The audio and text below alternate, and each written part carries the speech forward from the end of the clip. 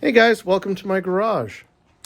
Today we're going to do a tool haul from an online auction that I won. So I got some really cool things here and got some question marks. I'm going to start with something I don't know what this is. This beautiful wooden box has a label, says compass on it. I don't know what kind of compass it is. Let me get a shot here. It's got these various parts, hooks, this thing, this rod. It's a really well-made set. It's got this, really nice box. I don't know what that is. So if anyone knows what this is, please drop a comment and tell me, or direct me to a video or something that will tell me what it is and how to use it. And it does look like a really nice machine. Now that came as part of this lot of taps and dies. So look at all of these taps. I've got 6 wrenches here. This is a 1 3/8. This is a 1 inch. This is a 3/4 inch. This is a little one. This one is unmarked. And then I've got all these threads here. I've got all these threaders. And then this set here, which almost certainly some of these handles go with. So from some big boys to little ones. So I'm pretty set on dies and taps for a while, I think. But I think that's going to do me well for a while. But if anyone is interested or, needs some of these big ones that I probably am never going to need, I'll be happy to work something out for you guys. Now, we're walking over here. I went for this Starrett 924. Thank you, Anthony, for turning me on to this auction. We all know I love my Athels, my Starretts. This is in great shape. It's got great movement. And it's straight as an arrow, and I just love that Starrett design.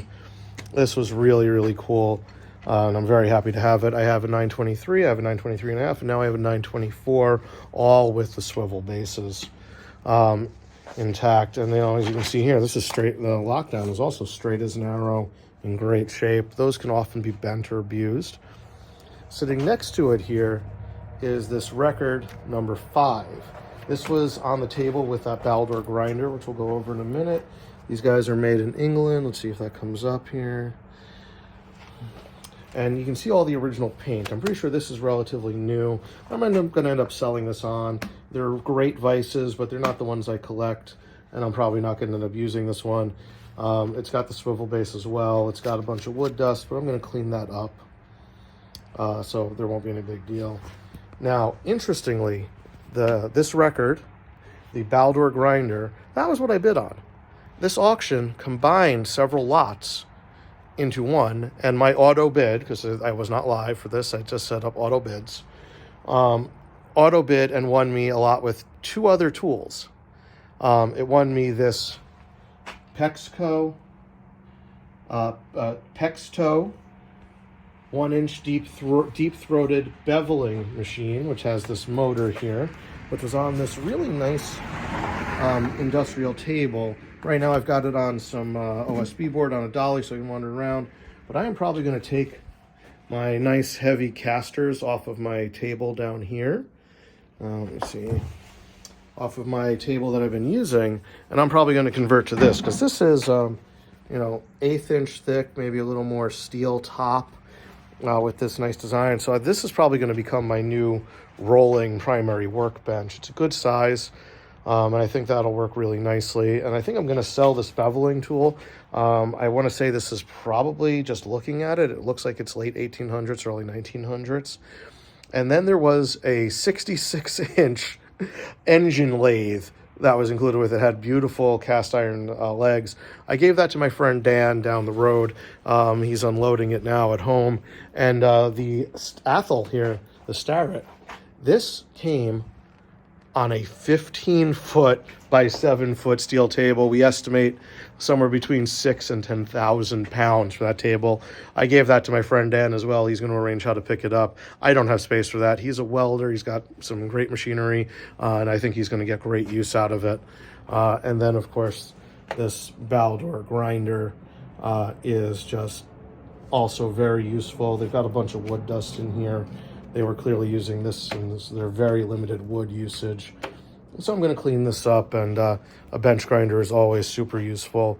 Now, this was not part of that tool haul, from that one. This I bought separately, but this is a little Stubbs 2 1/4 inch, work vise, jeweler's vise that I just find these guys cool.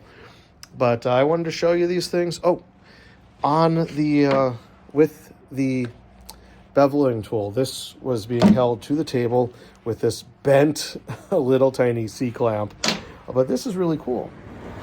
It's a little counter. So probably this was how they were keeping track of how many they had done for the day. It's reset over here with that little butterfly. I was playing with it a little bit. So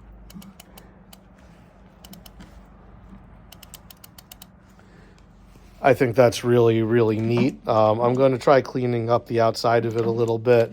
And I think I'm going to keep this because this is just a neat little tool. I think that's a lot of fun. But I'll catch you guys on the flip side. If there's any questions, anything you want to know about, put them in the comments. I will do my best to answer, or at least like, and I try to reply to everything. But if it doesn't seem to be a question, I do my best. And as always, if anyone's interested in any vices, I do have, a whole bunch for sale. And I am going to be selling this beveling tool. If anyone knows about these beveling tools, it's a a pexco number 276. It's a couple feet long. It's got this motor with it. Let me see what the data plate says here. 3/4 horsepower motor. The belt is in good shape. This was a shop that was using this on a regular basis. But I guess they closed. They're out of business. Don't know why. But that's the first of these online auctions. And I think I'll keep an eye open locally for any others that come up. And maybe there'll be more stuff in the future. Anyway, you guys have a great day. Stay safe and stay warm because it is below 30 degrees now. Good day.